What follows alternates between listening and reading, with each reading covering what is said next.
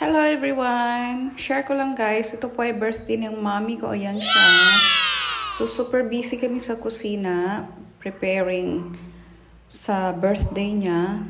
Ito kasi nga, kami ay nagmamadali at baka kami ay gabihin. Kasi instead na sa bahay lang ang celebration, biglang napagdesisyonan namin na pumunta sa ibang lugar. Kasi nga, super init ngayon. So, nakapag-decide kami na lumipat at magpunta sa lugar na hindi ganong mainit.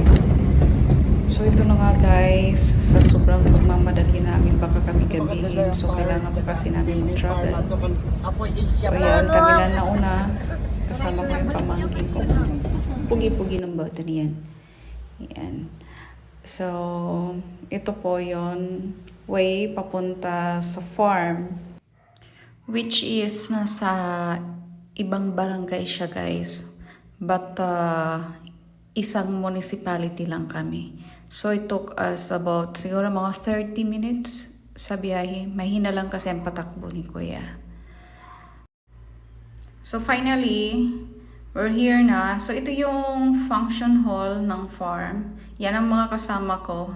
Kami kasi ang nauna, kami ang magpre-prepare ng buffet table.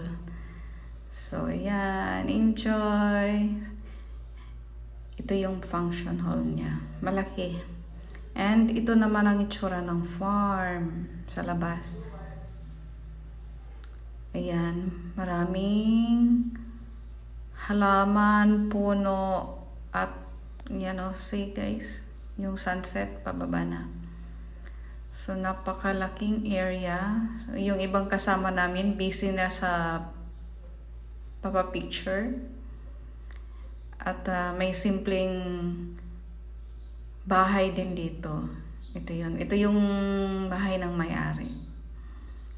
So relaxing. Ang gandang-ganda, guys. Ang sarap ng pakiramdam. Ang sarap. Alam mo, yung pag nakikita mo yung hardin mo, yung paligid mo, ganito, mga bulaklak, halaman, and super linis. Ang sarap ng pakiramdam.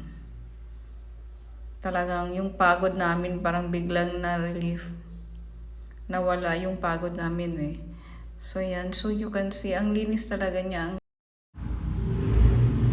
So ito, tour muna tayo. Tingnan natin yung iba pa. Wow, look at that. May paarko. At nababalot ng mga bugis. Wow, so amazing. At ito yata yung gazebo. Ayan, umaura pa si Ateng. Diba? So ito na nga guys, nag-umpisa ng birthday ni Inay. And take note, may pabanda pa sila. At ito yun guys, libre pa yan. Yes! Nakalibre kami ng banda. So thank you so much sa owner ng farm. It's her 72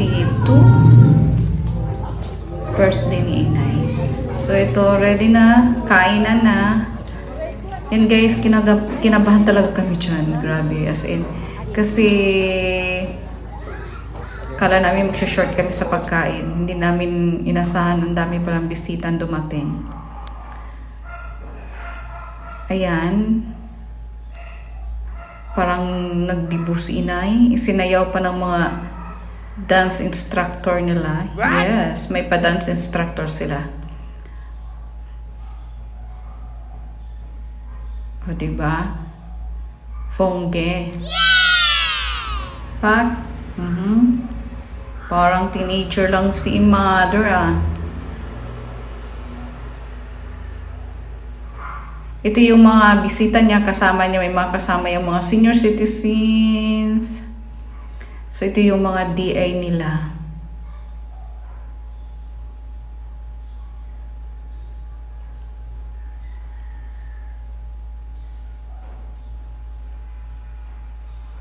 So nice. Ang saya-saya ni Mother dyan. Yes. Oh.